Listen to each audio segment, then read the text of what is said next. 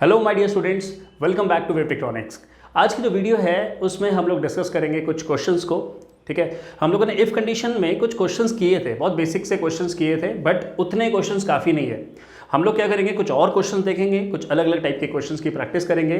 और आप भी साथ में अपना लैपटॉप्स, अपने कंप्यूटर सिस्टम्स को ऑन कर लीजिए ताकि आप भी क्वेश्चंस को कर सकें साथ साथ, राइट। अगर प्रैक्टिकली करेंगे तो ही कॉन्फिडेंस बिल्डअप होगा। ओके, तो चलते हैं कंप्यूटर की स्क्रीन पे, देखते हैं कुछ क्वेश्चंस को। तो चलिए पहला प्रोग्राम देखते हैं। पहला प्रोग्राम है कि आपको एक नंबर इनपुट कराना है और चेक करना है कि नंबर आपका इवन है या ऑड है। नंबर हमारा इवन तब होता है जब वो नंबर 2 से पूरा पूरा डिवाइड हो जाता है। इसका मतलब रिमाइंडर हमारा 0 होता है। तो ऐसे नंबर्स कौन से होते हैं, जैसे 2, 4, 6, 8, 10, 12 एंड सो ऑन। तो जो सारे नंबर्स हैं, अगर मैं इनको 2 से डिवाइड करता हूं तो इनका रिमाइंडर जो आएगा वो 0 आने वाला है। ओके, तो बहुत सिंपल प्रोग्राम है। हमें क्या करना है, एक नंबर इनपुट कराना है। तो नंबर इनपुट कराने के लिए आपको पता है, मैं एक वेरिएबल ले लेता हूं और फिर मैं लिखूंगा इंटीजर। यहां लिखेंगे हम लोग इनपुट, यहां लिखेंगे हम लोग एंटर अ नंबर। तो इससे क्या होगा, हम लोग एक नंबर ले लेंगे नम नाम के वेरिएबल में। अब मुझे चेक करना है कि जो नंबर है ये रिमाइंडर क्या दे रहा है जब मैं 2 से इसको डिवाइड कर रहा हूं। तो चलिए 2 से डिवाइड करके देखते हैं। तो मैं REM लिख देता हूं। ये जो वेरिएबल है ये रिमाइंडर स्टोर करेगा। वहां लिख देते हैं नंबर मॉडुलस 2। आपको याद होगा जब हम लोग ऑपरेटर्स के बारे में पढ़ा था तो वहां पर एक स्पेसिफिक ऑपरेटर था मॉड्यूलस, जिसको हम परसेंटेज भी बोलते हैं। तो यहां पर ये क्या करेगा, हमारा जो रिमाइंडर है वो रिमाइंडर निकालेगा और REM नाम के वेरिएबल में स्टोर कर देगा। तो नंबर डिवाइड होगा 2 से, जो रिमाइंडर आएगा वो REM में स्टोर हो जाएगा। और अगर मेरा REM बराबर बराबर 0 होता है तो उस केस में हम यहां प्रिंट कर देंगे that number is even. Okay, और अगर ऐसा नहीं होता नंबर 0 नहीं आता, तो आप यहां पर प्रिंट करेंगे that number is odd. Simple. तो बहुत सिंपल सा प्रोसेस है। हमने नंबर डाला, हमने डिवाइड किया उस नंबर को 2 से और मैंने रिमाइंडर निकाला। मॉड्यूलस का मतलब है रिमाइंडर निकलेगा और REM में जाके स्टोर हो जाएगा। और अगर REM की वैल्यू मेरी 0 के बराबर होती है तो नंबर मेरा इवन होता है, नहीं तो नंबर मेरा ऑड होता है। ओके, तो प्रोग्राम को रन करके देखते हैं। प्रोग्राम को रन किया, ओके पे क्लिक किया। सबसे पहले नंबर मांग रहा है तो मैं नंबर डाल देता हूं 12। ओके, मैंने नंबर डाला 12। तो देखिए क्या बोल रहा है, नंबर इज इवन। ओके, अच्छा इस प्रोग्राम को दोबारा रन करते हैं और इस बार मैंने नंबर डाल दिया 31। देखिए 31 2 से डिवाइड नहीं होता। एंटर करेंगे तो दिखाएगा नंबर इज ऑड। ओके, अब हम यहां पर एक और काम कर सकते हैं। देखिए जो मैंने REM वाला जो लिखा है ना, ये जो चीज मैंने लिखी है, आप इसको इस इफ कंडीशन के अंदर भी कर सकते हो। ओके, तो ऐसा करने के लिए मैं इसको यहां से हटा देता हूं।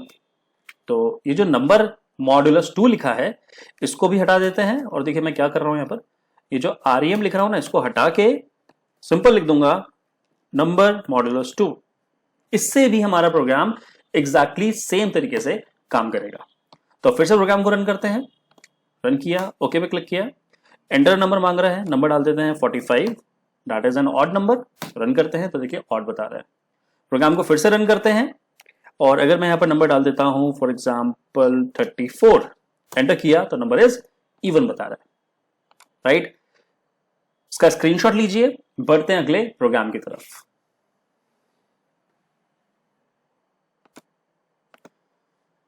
तो अगला प्रोग्राम ये है, हमको यहां पर एक कैरेक्टर को इनपुट कराना है। क्वेश्चन कह रहा है write a program to input a character and check if it is vowel और कॉन्सोनेंट। वोवल या कॉन्सोनेंट। अब सबसे पहले ये जानते हैं कि वोवल्स क्या होते हैं। देखिए वोवल्स होते हैं A, E, I, O, U। Okay, तो ये जो कैरेक्टर्स होते हैं इनको हम लोग वोवल्स बोलते हैं। और आपको क्या करना है, एक कैरेक्टर को इनपुट कराना है, चेक करना है कि वो A, E, I, O, U के बराबर है या नहीं है। होते हैं तो वोवल, नहीं तो कॉन्सोनेंट। तो ऐसा करने के लिए हमें सबसे पहले क्या करना होगा, सबसे पहले हमें एक कैरेक्टर को इनपुट कराना है। राइट। उसके बाद उसमें इफ कंडीशन लगानी है, तो हम लोग मल्टीपल इफ कंडीशंस लगाएंगे यहाँ पर। अगर कोई चाहता है अभी वीडियो को पॉज करके अपने आप खुद से ट्राई करे तो एक बार कर सकता है, वीडियो को यहीं पॉज करिए, इसको खुद से एक बार ट्राई करके देखिए, ठीक है, नहीं तो मैं आपको बता ही रहा हूं कैसे हो रहा है। तो हम लोग यहां लिखेंगे क्या, C H is equals to input, यहां लिखेंगे हम लोग एंटर अ कैरेक्टर। तो अभी मैंने यहां पर पीछे इंटीजर नहीं लगाया है। इंटीजर क्यों नहीं लगाया है, क्योंकि हम लोग इंटीजर वैल्यू नहीं डालना चाह रहे हैं, हम लोग सिंपल क्या लिख रहे हैं, इनपुट, राइट। अब क्या होगा, हम लोग यहां लिखेंगे कि अगर मेरी सी एच की वैल्यू बराबर बराबर ए होती है। अब देखिए ध्यान से देखिए, मैंने यहां पर ए लिखा है, बट ए क्या होना चाहिए, ए होना चाहिए कांस्टेंट। ओके, अगर मैं सिंपल ए ऐसा छोड़ दूंगा इसका मतलब क्या हो जाएगा, ये वेरिएबल हो जाएगा, तो मुझे यहां पर इसको इन्वर्टेड कॉमास में डालना पड़ेगा। ओके, तो मैं क्या लिखूंगा, if C H equals to A, right, और C H equals to E, और C H equals to I, right, इसका ब्रैकेट्स है,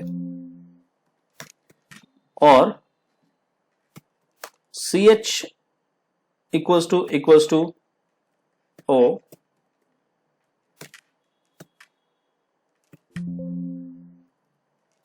ओके, और C H equals to U. Okay, तो हमारे पास एक प्रोसेस है जिससे हम लोग ये काम कर सकते हैं। तो हमने क्या किया, हमने लिखा कि अगर सी एच की वैल्यू ए है, ई है, आई है, ओ है, यू है, तो हम लोग फर्दर ये बोल सकते हैं कि आप प्रिंट कर दीजिए that it is a vowel. Okay, otherwise else हम लोग यहां पर प्रिंट कर देंगे आर फॉर कॉन्सोनेंट। ठीक है, तो अगर ये ए ई आई ओ यू से मैच करता है तो वोवेल प्रिंट करेगा, नहीं तो कॉन्सोनेंट प्रिंट करेगा। अब देखिए हम लोग बीच में और लगा रहे हैं, और का मतलब ये है कि इनमें से कोई भी एक कंडीशन ट्रू होनी चाहिए, या तो ए या ई या आई या ओ या यू। ओके, अब अगर मैं इस तरीके से प्रोग्रामिंग करता हूं ना, तो ये एक पुराना मेथड है, मतलब हम लोगों ने सी प्लस प्लस में ये सब चीजें जानी थी। ओके, पाइथन में एक और तरीका भी है इसकी कोडिंग करने का, वो मैं आपको अभी बताऊंगा इसके बाद, राइट। पहले इस मेथड को तो देखते हैं, चेक करके कि चलता है कि नहीं चलता। प्रोग्राम को रन किया, ओके पे क्लिक किया, तो बोल रहा है एंटर अ कैरेक्टर, मैं यहाँ पर डाल देता हूं ए, तो देखिए क्या बता रहा है, it is a vowel. Okay, program को फिर से रन करते हैं, और इस बार मैं डाल देता हूं यहां पर सपोज करो डब्ल्यू, एंटर करते हैं, तो देखिए क्या बोल रहा है, it is a consonant. Okay, but हमें मेन कंसर्न ये है कि प्रोग्राम देखिए इतना लंबा होता जा रहा है। अगर मैं यहाँ पर 5 छोटे कैरेक्टर्स डाल रहा हूं, मतलब स्मॉल में ए ई आई ओ यू, उसी तरीके से मैं कैपिटल डालूंगा तो सीक्वेंस काफी लंबी हो जाएगी। तो हम लोग यहां पर एक शॉर्टकट डाल सकते हैं पाइथन में। हम यहां लिख सकते हैं कि अगर सी एच इन, देखिए हमने एक मेंबरशिप ऑपरेटर पढ़ा था, हम ये मेंबरशिप ऑपरेटर की बात करें तो ये इन है, और इन में क्या होगा, हम यहां पर क्या कर सकते हैं, सीक्वेंस बना सकते हैं। तो इन्वर्टेड कॉमा लिख देंगे ए ई आई ओ यू, या फिर ए ई आई ओ यू। ओके, अब यहां पर क्या होता है, ये जो इन ऑपरेटर है ना, ये बड़ा पावरफुल ऑपरेटर है। ये क्या करेगा, इस सी एच को इस सीक्वेंस में ढूंढेगा। अगर यहां पर ये जो सी एच इस सीक्वेंस में मिल जाता है तो हमारा जो आउटपुट है वो वोवेल आ जाएगा, और अगर इस सीक्वेंस में नहीं मिलता तो आउटपुट हमारा कॉन्सोनेंट आ जाएगा। तो बेसिकली ये क्या करेगा, ये आपके काफी सारे कैरेक्टर्स को एक बारी में चेक करेगा और आपका आउटपुट निकाल देगा, वोवेल नहीं तो कॉन्सोनेंट। ओके, एक बार दोबारा से प्रोग्राम को रन करके देखते हैं। रन किया, ओके पे क्लिक किया, ये देखिए बोल रहा है एंटर अ कैरेक्टर, राइट। तो मैं यहाँ पर कैरेक्टर डाल देता हूं, जैसे ए डाला तो देखिए फिर बता रहा है वोवेल। ओके, फिर से बता रहा है वोवेल, राइट, फिर से मेरे को बता रहा है वोवेल। बड़ा सिंपल प्रोसेस है। अगर मैं दोबारा से प्रोग्राम को रन करता हूं और अब मैं यहां पर सपोज आर डाल देता हूं, तो बताएगा कांस्टेंट। तो प्रोग्राम में कोई डिफरेंस नहीं आएगा, आउटपुट सेम आने वाला है, लेकिन जो हमारा प्रोग्राम की लेंथ है ना, वो इससे काफी हद तक कम की जा सकती है। फटाफट से लीजिए इसका स्क्रीनशॉट, फिर से बढ़ते हैं आगे एक नेक्स्ट प्रोग्राम की तरफ।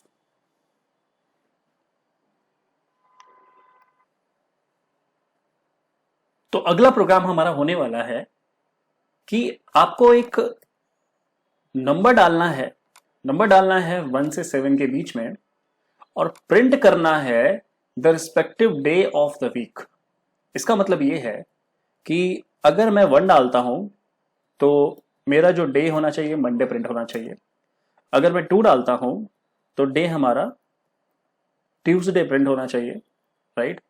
इसी तरीके से अगर मैं आगे बढ़ता रहता हूं 7 डालूंगा तो मैं यहां पर संडे पर प्रिंट करना चाहूंगा। इसके अलावा अगर कोई और चीज मैं डाल दूं जैसे 8, 9, 10, 100, 200 तो इनवैलिड ऑप्शन आंसर आना चाहिए। ओके, तो आप क्या करिए, इस वीडियो को पॉज करिए, एक बार खुद से इस प्रोग्राम को करके देखिए, उसके बाद हम लोग इसको आगे कंटिन्यू करते हैं। तो हम यहां पर क्या करेंगे, हम एक नंबर डालेंगे, नम इज इक्वल्स टू, यहां लिख देते हैं इंटीजर, यहां लिखते हैं इनपुट, और यहां लिखते हैं enter a number between 1 and 7। देखिए 1 and 7 बोल रहा हूं मतलब दोनों इंक्लूड होने चाहिए, राइट। इस तरीके से समझिए इसको। तो 1 to 7 आपको एक नंबर डालना है। अब यहां पर देखिए मल्टीपल ऑप्शंस हैं, मंडे भी है, ट्यूसडे भी है, वेडनेसडे भी है, थर्सडे भी है। तो ऑब्वियसली बात है इफ एल्स से तो काम चलेगा नहीं, हमें क्या यूज करना पड़ेगा, हमें यूज करना पड़ेगा इफ एलिफ। तो हम क्या करेंगे, हम लिखेंगे अगर नंबर की वैल्यू इक्वल टू 1 होती है तो हम यहां पर प्रिंट करना चाहेंगे that it is Monday. Okay, उसके बाद हम लिखेंगे एलिफ अगर नंबर की वैल्यू बराबर बराबर 2 होती है तो हम लोग यहां पर प्रिंट करेंगे ट्यूसडे। ओके, सिंपल प्रोसेस है। अब फटाफट से इसको कॉपी पेस्ट कर लेते हैं, थोड़ा टाइम ज्यादा कंज्यूम करेगा नहीं तो ये।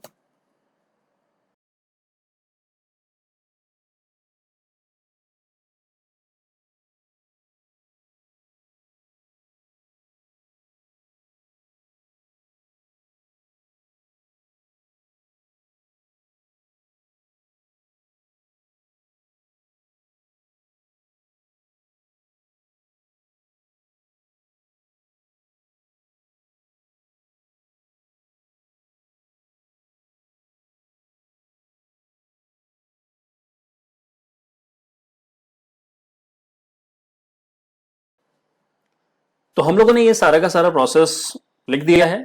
अब यहां पर देखिए अगर मेरी चॉइस 1 होती है तो मंडे प्रिंट होगा, अगर चॉइस 2 होती है तो ट्यूसडे प्रिंट होगा, अगर चॉइस 3 होती है तो वेडनेसडे, थर्सडे, इसी तरह से फ्राइडे, सैटरडे, संडे। अगर इसके अलावा मैं कुछ और नंबर डाल देता हूं, फॉर एग्जाम्पल मैंने यहां पर 8 डाला, 9 डाला, 10 डाला, तो आपका आंसर आएगा इनवैलिड चॉइस। ओके, अब प्रोग्राम को रन करते हैं और देखते हैं क्या प्रोसेस होता है।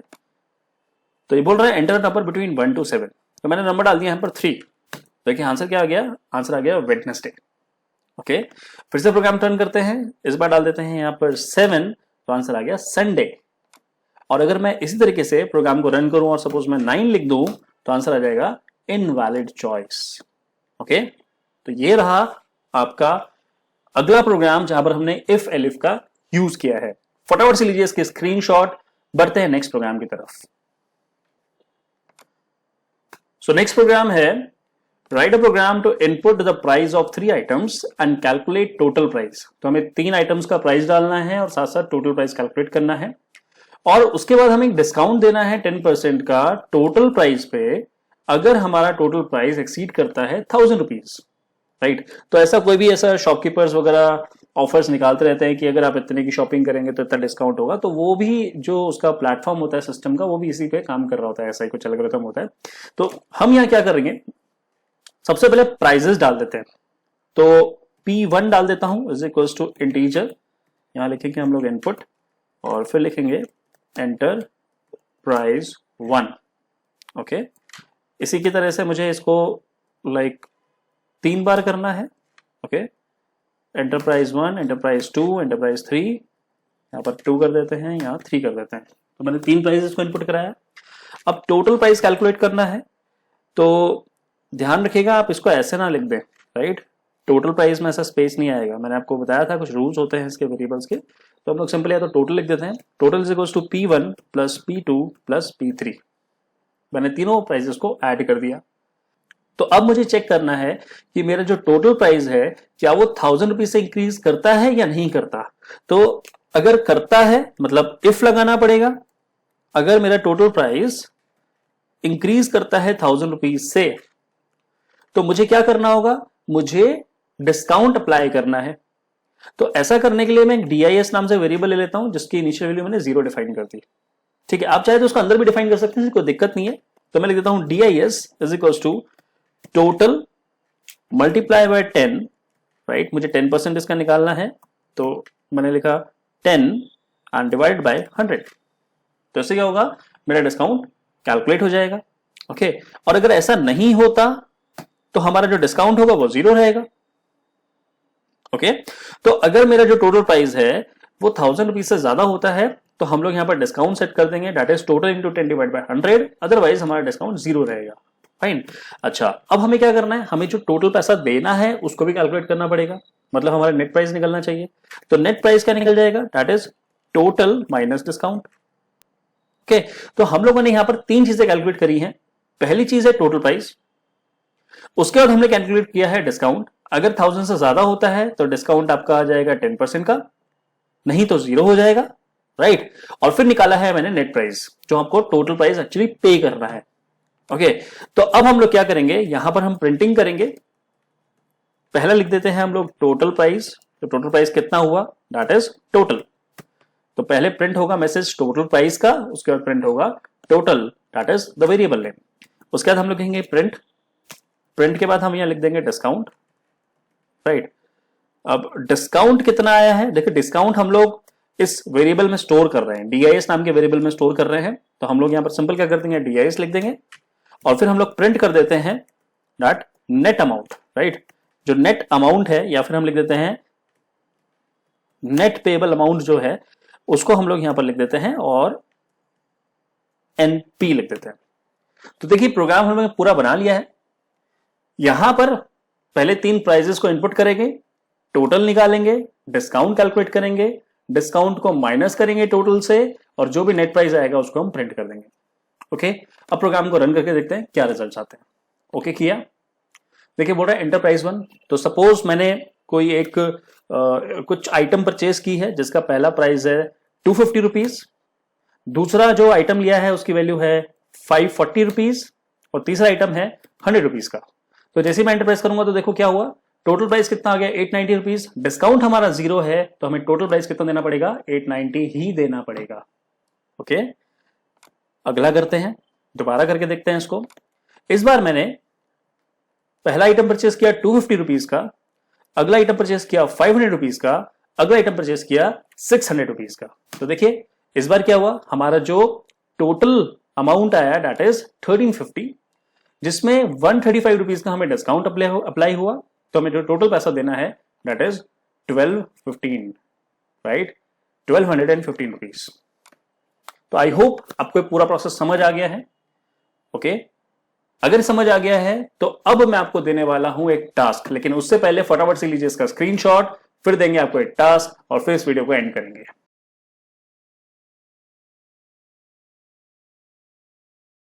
तो स्टूडेंट्स, उम्मीद करता हूं आपको ये वीडियो समझ आ गई होगी, और जो इफ कंडीशन पे हमने जितने भी क्वेश्चंस किए हैं वो भी आपको क्लियर हो गए होंगे। अगर आपको कहीं पर कोई एरर देखने के लिए मिल रहा है तो कोशिश करिए कि आप उसको रिजॉल्व करिए, राइट। अगर आप उस एरर को पढ़ेंगे ना, जो रेड लाइन्स में आ रहा है, अगर आपको वो चीज़ समझ आ रही है, आप वापस जाइए प्रोग्राम में, उसको देखें दोबारा से कि क्यों एरर आ रहा है। अगर आपने रिजॉल्व कर लिया तो डैट मीन्स आप खुद से अपने ऊपर एक कॉन्फिडेंस गेन कर देंगे, राइट। अगर आपको वीडियो पसंद आ रही है तो प्लीज़ हमारी वीडियोज़ को लाइक करिए, अपने फ्रेंड्स के साथ, अपने नियर बाय लोगों के साथ इनको शेयर करिए, और प्लीज़ हमारे चैनल को सब्सक्राइब कर लीजिए ताकि हमें मोटिवेशन मिल पाए, ताकि हम इस तरह की और वीडियोस आपके सामने लेके आ सकेंगे, राइट। मिलेंगे अपनी नेक्स्ट वीडियो में जहां पर कुछ और इंपॉर्टेंट चीज़ों के बारे में बात करते हैं। मिलते हैं नेक्स्ट वीडियो में, टिल देन गुड बाय।